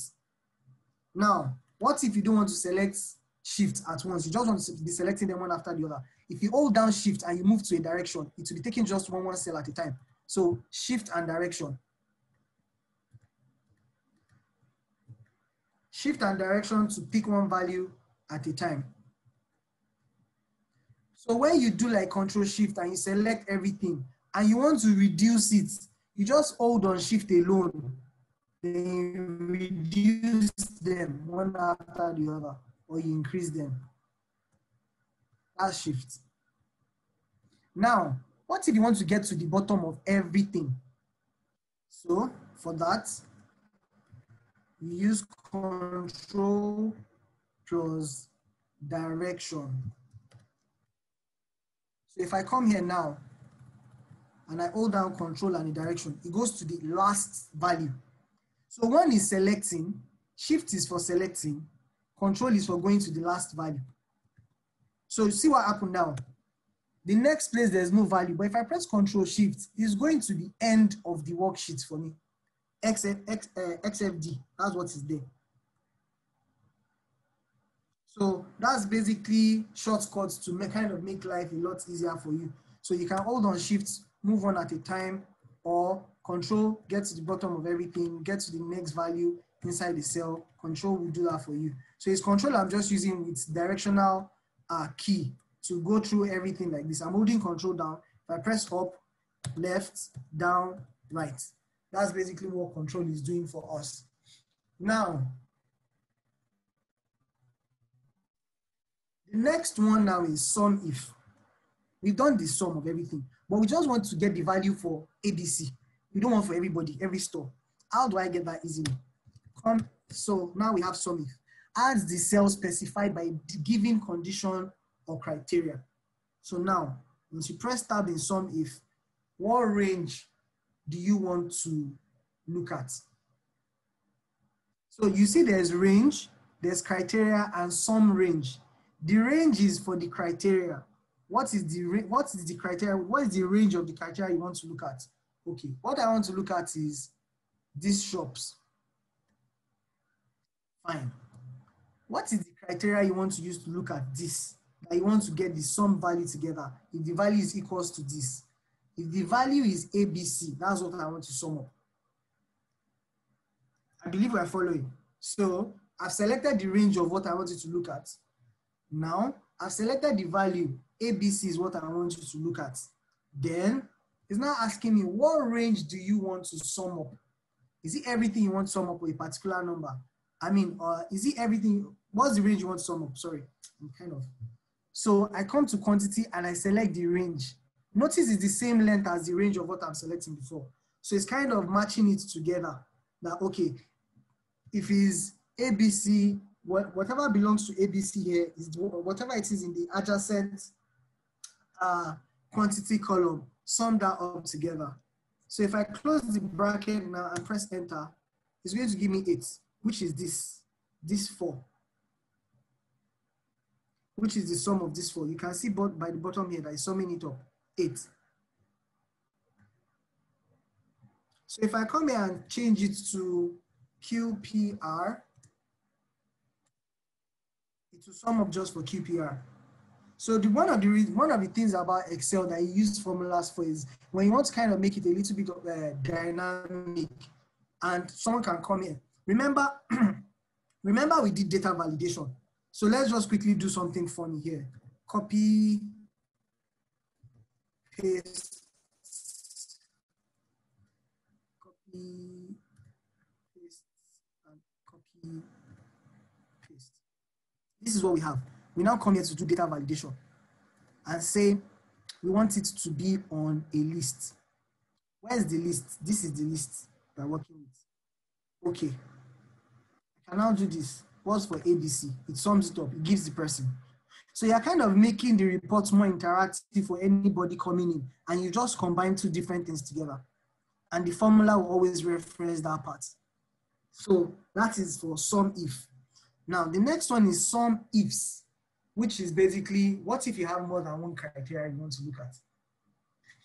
Now, for sum if, we picked the range of the criteria, what's it called? What we want to look for first. But for sum ifs, add the cell specified by giving sets of criteria. So it's not just one criteria now. This is going to look at, the first thing this is now asking for is, what do you want to sum up? Let's start with what you want to sum up. So what I want to sum up is quantity as well, this range. Okay, fine, no problem. I'll sum it up for you. Now, the first thing now is, what's the criteria range? The first criteria, because you can have multiple criteria. You can have more than 10, you can have 20. What is the first range of criteria? Okay, I want it to be this criteria. Okay, no problem. What exactly from that range do you want us to sum up for you? Oh, I want it to be things that are X, Y, Z. Fine, comma again. Now the next criteria range, where is this criteria coming from? Oh, I want it to check availability. Okay, under availability, what do you want us to sum up? Which particular value under availability do you want to sum up? Then I pick on no over here. When I close these brackets, I'll leave that formula up for a while so that you can see it. When I close this bracket, the response will give me values that are X, Y, Z and are not available, the number of quantity that are not available. So if I do this now, it's now 3.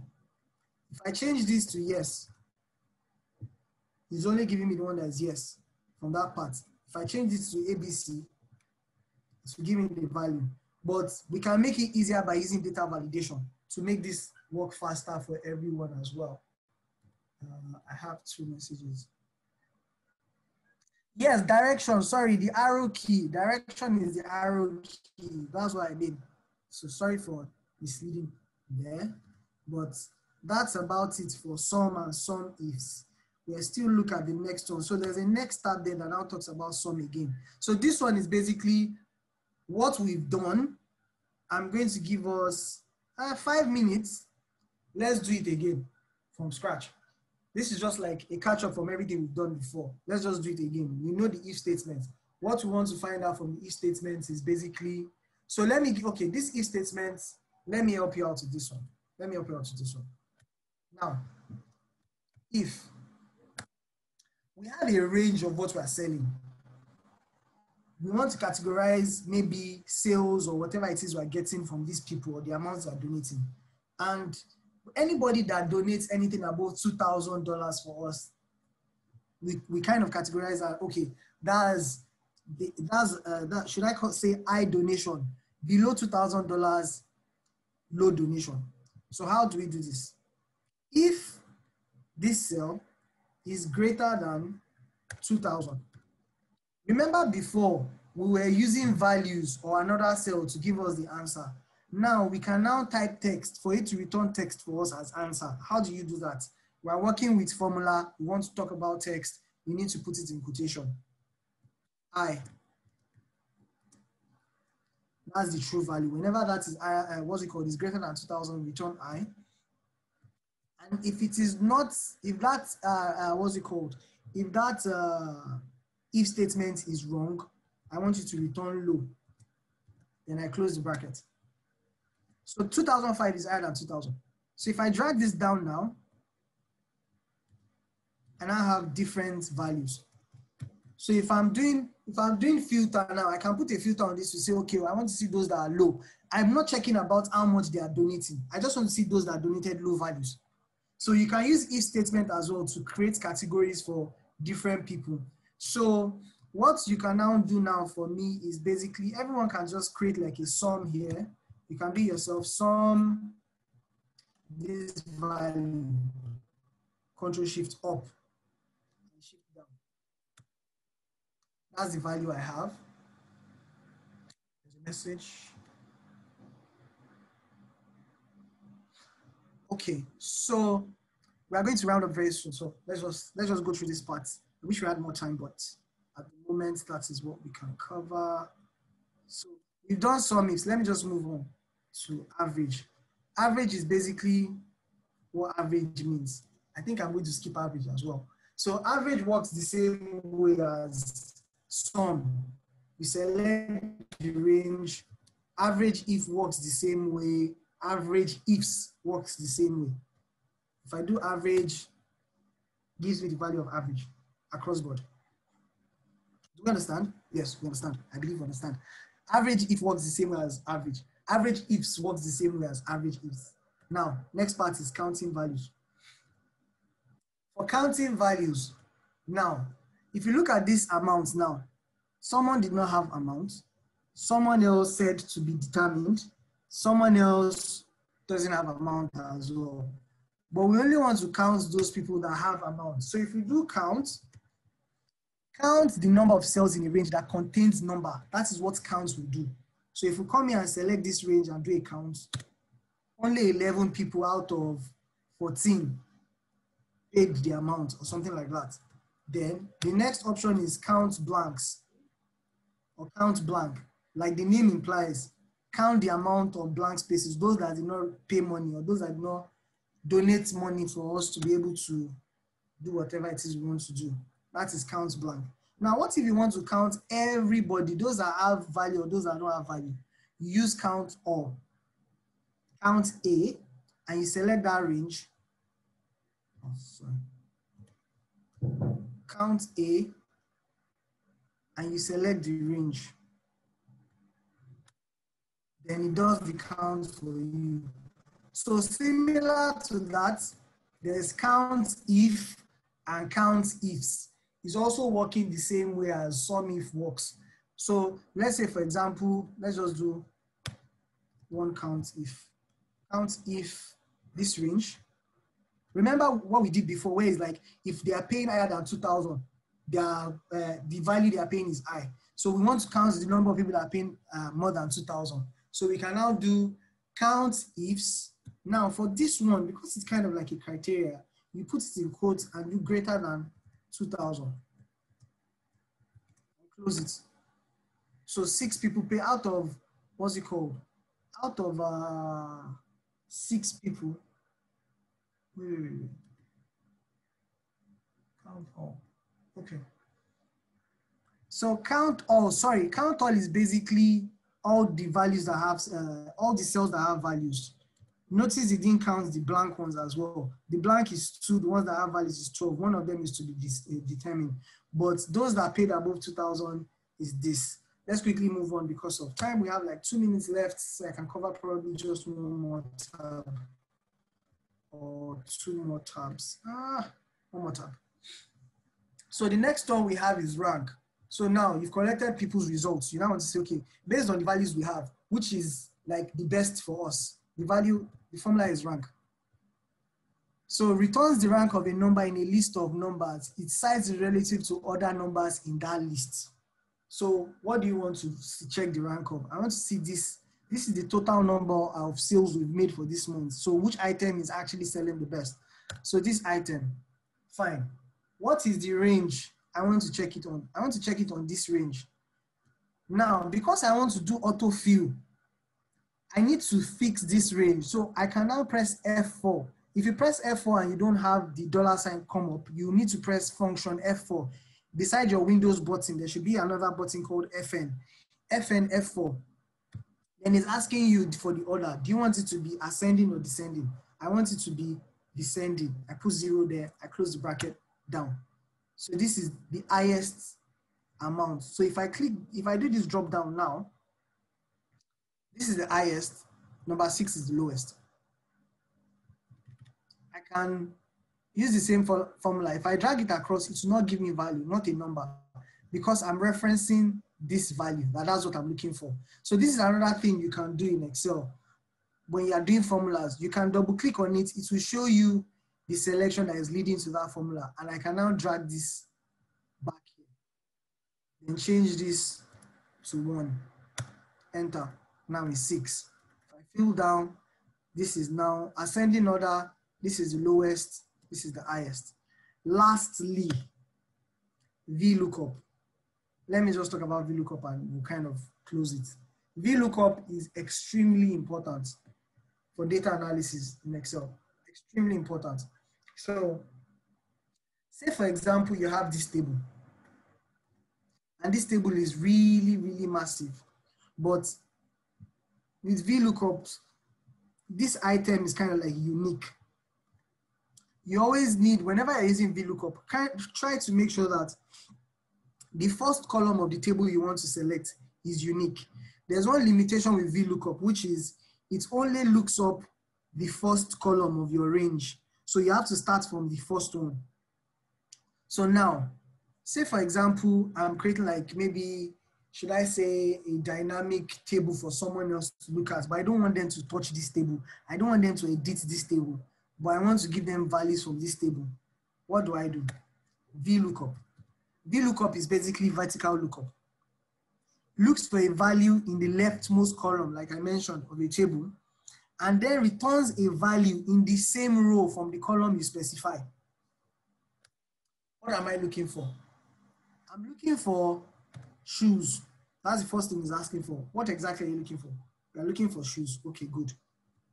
Now, the next thing is the table array. Where are you looking for shoes? What's the table? You need to select a table range for me to go and look for shoes in the first column of that table. So I need to select this. Once I've done the selection, and because I know I want to autofill at some point, I lock it in. I don't make it move around. I lock it in. I close the brackets. Now, the next question now is column index. What column do you want me to return? If you look at this, we have 1, 2, 3, 4, 5. 5 columns. I want you to return column 2. Now, the next part is, what do you want? How do you want me to look at this? The match of the word you are looking at. Appropriate match, approximate match, which is the value is the first column of the table must be sorted in ascending order, or VLOOKUP will only find the exact match. So when you have multiple, what's it called? When you have multiple values in the first column, you can use this to pick the appropriate match for the, when you reorder that particular item. But most times when you use VLOOKUP, you want to actually use the false option, which is, I just want it to be the same thing. The same value, I want to return the same value. So I pick on false, I close the bracket. If I press enter, it's returning this for me. So one other use case for VLOOKUP is this. Let me just quickly type this out. There's ID, there's student's name, then there's date of birth. This is a table. This is a table. You have 1, 2, 3, 3 students, A, B, C, C, D, F, G, G, H, G. Those are their names. Date of birth, or let's say the number, or let's say phone number actually. Let me use phone number. 1, 2, 3, 4, 5, 4, 5, 6, 7, 8. This. That's their phone number. Now, this is one table. And I have another table here that says ID of offenders, list of offenders in the school, ID, and offense they committed. Now, I have 2, 2, 4, okay, 2, 2, 1. This is what I have. Now, should I say thefts at first, missed curfew, next, this one, cheating in exam hall. Now, you as the teacher or someone like this, you have these 2 tables. This was the table they gave you. They only gave you their ID. but you have this table somewhere else, maybe on another worksheet. You can copy it and bring it to this particular worksheet as well. But you want to maybe call their parents. You now have phone number. What you now do is you do a VLOOKUP. I'm looking for this particular ID. Where am I looking for it? I'm looking for it in my table of students. I lock it. What column do I want to return? I want to return the third column, which is their phone number. What am I looking for? I'm looking for the exact match for that person. Whenever you find that ID, return the phone number so that I can call their parents. When I do this, it will return these values.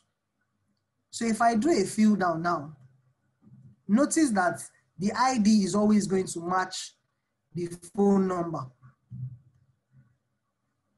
So I can use this to now say, okay, I know the parents to call, I know who to call, so that I can actually now report them to their parent or things like that. But that's just one use case. There's so many other use cases you can have with what's it called? VLOOKUP. But VLOOKUP is very important because you need to look up values from different tables at all times. Someone is giving you tables about sales, another person is giving you a table about maybe quantity, maybe the amounts they spent on marketing in that region, and you want to look up all these things. You identify them by this unique identifier, which is the first column of VLOOKUP. So most times in VLOOKUP, you need the first column to be like a unique identifier. So someone is saying, Patience is asking, can I explain the approximate match? Okay, let's do this. If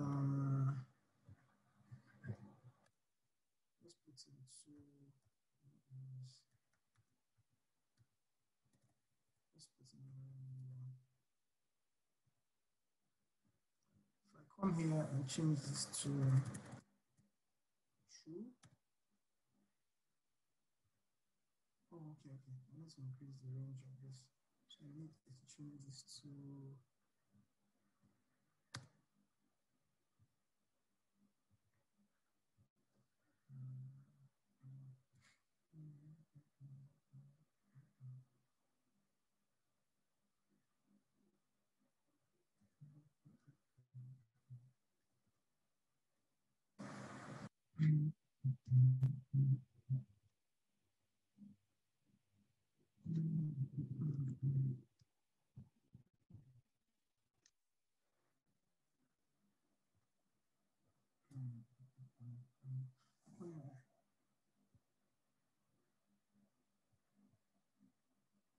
so, okay, let me do this.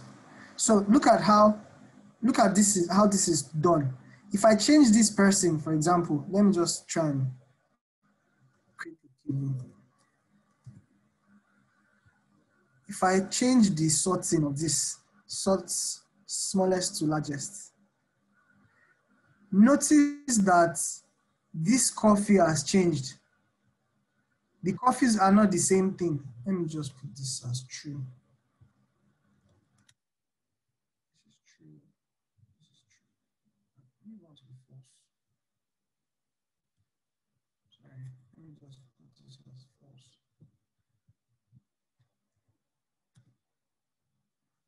So notice that the values are not the same thing.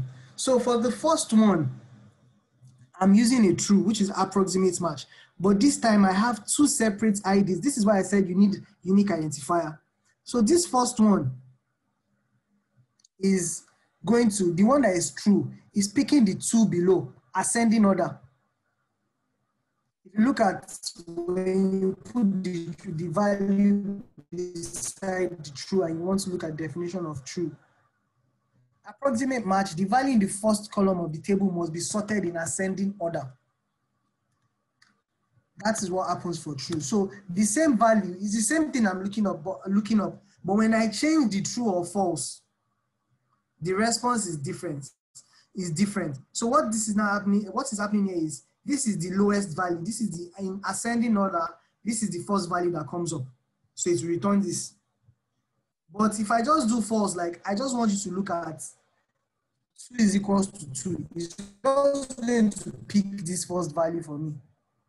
So let me change this to 99999. So notice the value is changing. But this one is just the first one I'm picking in this table, because the way VLOOKUP works is working downwards. Is looking at it one after the other.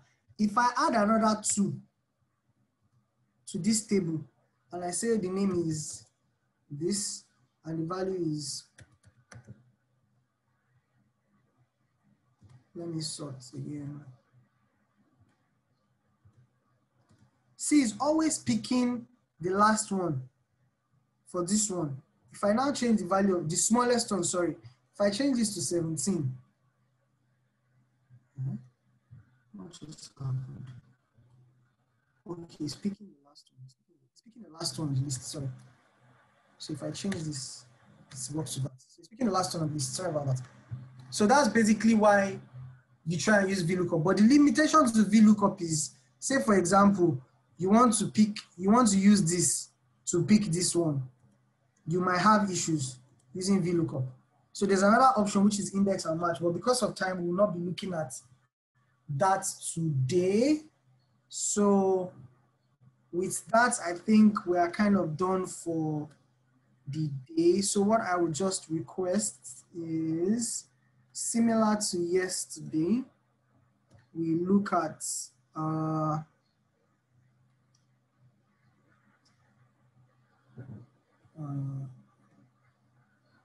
we do this survey. We carry out this survey. Kindly, similar to yesterday, it's the same link and everything like that. So we can just carry out this survey. So go to socrative.com, use the student login, the room name is ASA Leaders, and you just carry out the survey and we'll go over it later. Thank you very much. So we've come to the end of another monthly mentorship session. We say very big thank you to Ireti Fola Bolumole for mentoring all participants this month. If you would like to know more about what we do within the ASA community, please feel free to join us on all of our social media platforms at ASA Leaders and subscribe to our YouTube channel. See you all next month.